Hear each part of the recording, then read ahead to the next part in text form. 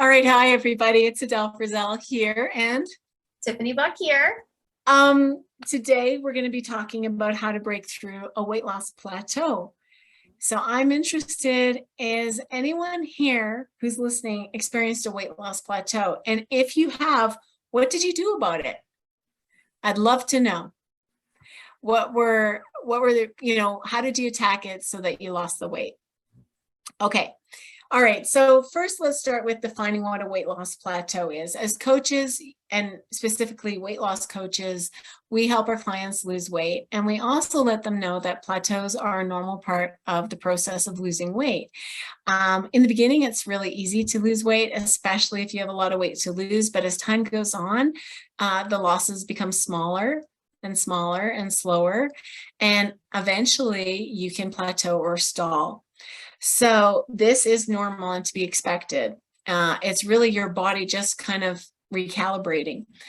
But how do we define a weight loss plateau? When clients come to us and say, I've stalled, we need a little more info on that. Yeah. Yeah. So I think that the one big thing that I like to remind clients is that we have to look at the weekly averages. We can't just look at the day-to-day weight because there's going to be normal fluctuations that happen on the scale. These fluctuations are caused by multiple things. Some of it is internal, some of it is external. External would be the food, the drink, stuff like that, the timing of your meals. Internal would be hormonal, water retention, things like that are all going to affect the scale weight. And at the end of the week, it's going to create a weekly average. So in order to be in a true plateau, your weekly average will not change for about 2 weeks or more. The reason why we say 2 weeks is for all of these things that I just mentioned above or before, the water retention, things like that, all of that can make it seem like you're stalling, but you're not. And sometimes your body just has to adjust to what you're getting. And you may be surprised that after, 2 weeks or a week and a half, you're like, oh, wow, there's my drop. It just takes time sometimes. So wait a good 2 weeks before you're like, oh, the scale's not moving, so I need to go down to 1,200 calories a day. Because that's not always necessarily true. Yeah. Yeah. I mean, we don't want people to doing anything drastic to force the weight loss when it might have come anyway, just through patience and perseverance, right? And let's face it, when we do rapid weight loss, when we do HCG, when we have a lot of weight to lose or we go keto, weight loss is quick. Especially when we have a lot of weight to lose. But for most of us, true fat loss versus water weight loss is a very slow and incremental process. And just a little side tip, when we lose fat, do you guys know how we lose fat? I'm curious. If you do, in the comments, like I'll tell you in a minute, but type your response in the comments if you know how we actually lose fat from our bodies. It's pretty interesting how it happens. Yeah. Yeah. It doesn't magically disappear, right? Energy has to go somewhere. Okay. So basically this is a lot less mysterious than people think. I think weight loss is a big black box for a lot of people and they don't understand what's inside. But it has to do with inputs and outputs. Yeah, and I think that some of the understanding makes people jump the gun a lot more than they should. Yes. And they're like, oh, I dropped 2 pounds and I dropped my carbs by 70 grams. Well, okay, would you have lost those 2 pounds if you had not dropped the carbs? Now you don't know. You don't know if it was the carbs or if it was the fact that you were sticking to your macros and you were being accurate with your tracking and you just had a whoosh. In case you don't know what a whoosh is basically when your body releases a lot of weight at one time. Yeah. And that's going to go right back to what Adele's about to tell us about what happens to fat once we lose fat. And there's no comments yet about it. There are some people watching. So say hi in the comments. We'd love to say hi to you guys. And let us know if you have any questions and if you've ever struggled with a plateau. Yeah. All right. So when we lose fat, we actually just breathe it out. which sounds crazy, right? You're expelling in a way, the fat from your body. The fat in our bodies is converted to water and carbon dioxide, and that gets expelled through our lungs and in our urine. And as the fat leaves our fat cells, the fat cells collapse and get smaller. But those fat cells don't disappear completely, even when you lose weight. They kind of stand by, and they will fill up and get bigger again if you put on weight. So they're kind of like balloons. They deflate and they inflate. And actually, our fat cells are kind of created by the age of 12. This is why childhood obesity is such a dangerous thing, because you're actually creating extra hungry little fat cells in your body that are just waiting to be filled up. And it can make keeping the weight off and managing your weight as an adult even harder. And like I said, those fat cells never leave your body. They inflate or they deflate. And the only way to get rid of them is really through liposuction. Yeah. Sorry, go ahead. I was going to say, I think that a key thing here too is you mentioned that the fat is turned into water and then dispelled basically. So this goes back to the whoosh of what happens before is you may be losing fat and the scale may not be moving it. You're breathing the fat out already. And what happens is as that fat is leaving that fat cell is holding on to water, holding on to fluids. And then once, as you said, when it's ready to collapse, your body says, oh, I don't need this little fat cell anymore. And it squeezes all that water out. And that's where you see that whoosh effect on the scale. Yeah. So think of like them as your fat cells as balloons. And those balloons hold on to lipids in your fat cells. And it's the lipids that get squeezed out and converted to energy and water and carbon dioxide. We accumulate these fat cells well into our teens, and then we kind of stop accumulating fat cells unless we become quite obese. And then we can actually create additional fat cells. But in general, your fat cells are kind of set for life by the time you reach adulthood. So when we eat fat, it gets broken down and metabolized into the liver, by the liver into triglycerides. And those triglycerides are stored in the fat cells, the liver, and to a small extent, our muscle. And when your body needs energy, it releases these triglycerides into your bloodstream in a process called lipolysis. And so when you go into calories deficit, right, you squeeze out some of this energy from your fat cells because your body needs calories, it needs energy. You're not getting as much energy from food because you're in a calorie deficit. So your body starts to utilize some of the energy in the fat cells. And this is why a calorie deficit is a requirement to lose weight. And you know what else is a requirement to gain weight? Being in a calorie surplus. Yes. So and what is a requirement? And a requirement to manage your weight is to maintain that calorie balance. It's really that simple. I find it funny that people can accept that if they eat too much, they gain weight, but they have a hard time accepting that they need to be in a calorie deficit to lose weight. Yeah. And they'll blame their hormones or their age or something else. But yes, your hormones can make it harder to lose weight, but at the end of the day, as long as you're in enough of a calorie surplus, you're going to lose weight. And I think it's funny too that people blame their age because age is not really a factor for it. What tends to happen is as we age, we tend to get less active. So compare yourself right now to a 3-year-old. I have a 3-year-old at home. She is crazy. She is into everything all the time. She doesn't sit still. I, however, am like, I just want to sit down. As I get older, the more I want to sit. I'm tired. The less active I am, the less I move, the less calories I burn, the less food I need to maintain my weight. So it's not necessarily your age that's holding you back, but it's your activity levels. Yeah, lifestyle is the biggest determinant of your weight and how hard or easy it is to lose weight. So let's talk about some more about this, right? Like, if you have been plateauing for 2 weeks, and by that we mean your weight might go up one day, it might go down another day, but you're basically averaging the same weight for 2 weeks, you are in a plateau. 3 days of the same weight, 5 days of the same weight, don't even worry about it, okay? That's pretty normal that you're going to actually stay the same weight for a few days. But after 2 weeks, you got to do something. And our recommendation after coaching hundreds of people on weight loss is, number one, ask yourself what has changed since you were losing weight and then you stopped losing weight. What has changed? Have you become less active? Were you ill? Because often people gain a couple pounds when they're ill. Did you start a new medication? Did you start eating later at night or weighing yourself earlier in the morning? Because our weight does change throughout the day. And the later you weigh yourself in the morning on an empty stomach, the less you're going to weigh. Have you been eating more salty foods and eating out more? How's your sleep? Sleep, yeah. And have you changed your training? Yes. So when we work with people who start strength training, they often gain a little bit of water weight from the training. And so that sort of freaks them out, but that's not fat gain. Okay. You might also, like I said, moving less. Where was I on this? Oh, sleep. Sleep is probably number one.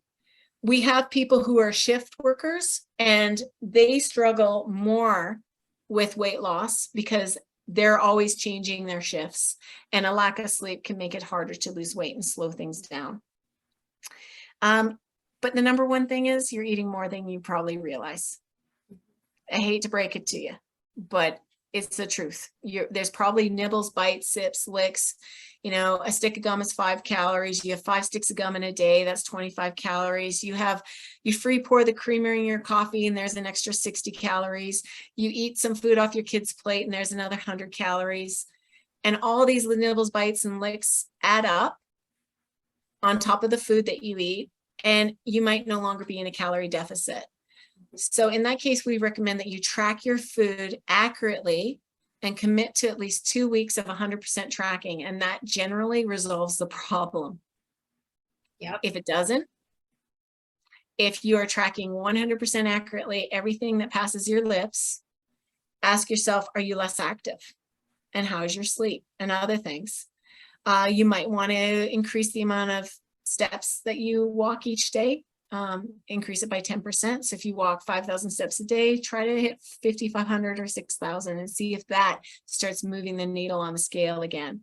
Sometimes you just need to make small tweaks to really bust through a plateau. We don't have to, like Tiffany said, crash diet down to 1,200 calories to make the scale move, when it probably would have moved anyway if you were just tracking your calories accurately and not assuming that you were still in a calorie deficit. Now, if you're doing all the right things, sleep is dialed in, you're moving, you're in a calorie deficit, what you assume is a calorie deficit, and you should be losing X amount of pounds per week, then you may need to adjust your calories down again. So let's say to maintain your body weight, you need 2,000 calories a day. To lose the weight at a nice pace, you've dropped your calories to about 1,600 a day, and you're walking to burn a few extra calories. Okay, now you've lost about 5 to 10% of your body weight. That's generally where we see people kind of plateau for a little bit, especially after you've lost 10% of your body weight. Your body kind of needs to recalibrate. You may need to adjust your calories down again. Do you want to talk about why that happens, Tiffany? Yeah, so basically Adele was mentioning you lost about 10% of your body weight. At this point, your body mass is smaller than it was whenever you first started dieting. So your caloric needs is less. Your maintenance is going to be less than it was before. If you were at 2,000 calories before to maintain, maybe now you're at 1,800 calories to maintain. And that's just because you are a smaller person overall. It takes less effort and energy to move your body when you are smaller. So as we get smaller, chances are that what used to be a significant deficit is no longer a significant deficit, and it may be a very small one. So at this point, we have to talk about, well, we have 2 options here. Option 1, we can really dial in and force our activity levels up. If we don't want to drop calories, maybe, instead of hitting 5,000 steps a day, we try to aim for 10,000 steps a day. That's one option that you can do. Option 2 is that we drop your calories a little bit, maybe by 5-10%, see how you respond, see how your hunger levels and stuff are. Option 3 is you can do both. You can increase your steps and decrease your macros. Mm-hmm. Exactly. And why wouldn't people want to drop their calories too much? we don't want any excess hunger. We want to make sure that your body is properly fueled. We want to make sure that you're staying healthy, that you're able to have good energy levels. Because let's be honest, if your energy and your hunger drops too much, chances are you're going to see a skyrocket in the cravings that you have, and you're going to be more likely to overeat versus if we drop it down just a little bit and we have that slow, steady approach, then you're less likely to overeat because you have enough food to keep you satiated and satisfied. Mm-hmm. Sometimes people, I mean, this is getting a little bit off topic, but not really. Sometimes people actually, when we reverse diet them, and we talked about reverse dieting in last week's call, so you should watch that. When we reverse diet them on a very low calorie diet, sometimes they actually start losing more weight than when they were in a very low calorie diet. Do you want to talk about why that is?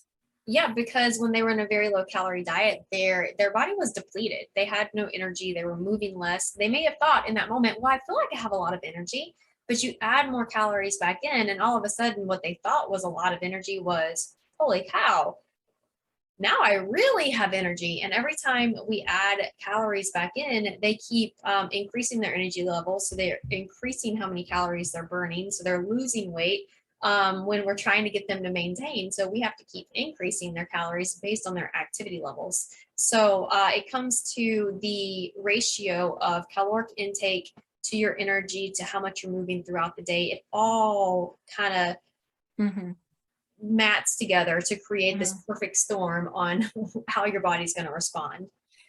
Yeah, and some people are more sedentary naturally than others. Some people, you throw extra calories at them and they actually use those calories and start moving a whole lot more.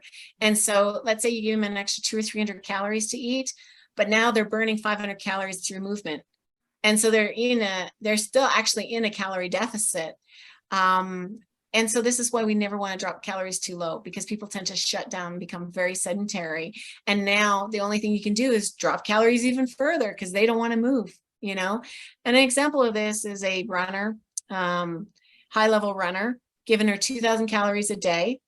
And then you would give her 3,000 calories, and this actually happened, 3,000 calories a day. And you would expect her to gain 2 pounds a week on that extra 1,000 calories a day. But no, she didn't gain any weight because she's putting that extra 1,000 calories into running more intensively, harder training, things like that. So it was all a wash. But this is where coaching comes in, because some people plateau and maybe what they need is a calorie increase. But I would say 95% of people need to drop their calories further or move more. So after 2 weeks, if your average weight has stayed the same, you know, and we do weekly averages with our clients. So let's say you're 172 in week 1 and you're still 172 in week 2, then you got to examine why. And we mentioned some of the reasons and adjust accordingly. How do you do this? We have some free resources. We have a macro calculator on our website, so you can actually calculate your macros based on how aggressive you want to diet, if you want an aggressive, moderate, or slow and steady approach. You can also figure out your maintenance macros and use that tool to help you kind of figure out where you should be at. And you should be adjusting every time you lose about 10% of the body weight. What else? We have, if you don't know, go ahead. I want to add something about the calculator. If you use the calculator and you're like, okay, well, I used your recommendations, but I'm not losing. Keep in mind, it is a calculator. It is based on based on the data that you provided. So it's not going to be 100% accurate. There might be a little bit of wiggle room. So again, give it a couple weeks, see how your body responds, and then adjust. Yeah, that calculator cannot account for like total calorie burn in a day. That can fluctuate day to day. Some people might be like a lot more active, going grocery shopping, things like that in a day. So they burn more calories one day than next to next. So if you try it for a week or two, if you find scale isn't moving in the right direction, our recommendation is drop your calories by 10%. Or increase your calories by 10% if you're losing too rapidly and you feel really hungry. But it gives you kind of a rough target to shoot for. And give it a try for 2 weeks. Then you'll have a baseline to work from. So patience is required, right? And tracking. If you don't understand macronutrients, we have a course called Eat for Your Goals. It's $30. You can use it to help you lose weight, gain weight, maintain a weight loss. It's a really good deal, and it includes a number of bonuses. So check that out. Anything else you want to add, Tiffany? Be patient. It took you more than a week to gain weight. It's going to take you more than a week to lose weight. And just also give yourself grace. Understand that you don't have to be perfect to hit your goals. You just need to be consistent. And what that means is if you fall off the wagon, that's fine. Life happens, stressful events is going to happen, kids, all kinds of stuff. Don't beat yourself up over it. Like, well, okay, I wonder how I'm going to respond to this. And that's my other big piece of advice too, is if you do end up overeating on something and you know that you're overeating, track it anyway, because you're going to bring awareness to that moment of overeating. And you're also going to learn how your body responds. You may find that your body does not respond negatively, or you may find that your body does. And that's okay too, because at least now you have the knowledge. Mm-hmm. Mm-hmm. Yeah. One salad doesn't make you skinny. One donut doesn't make you fat. It's about consistency over time, and see it as a journey, right? Not a sprint. Okay, well, that's it for our topic on weight loss plateaus and how to break through them. If you have any questions, feel free to type them in the comments. We'll be monitoring the chat after, and we will personally answer your questions there. All right, thanks everybody. We'll see you next week. Bye-bye.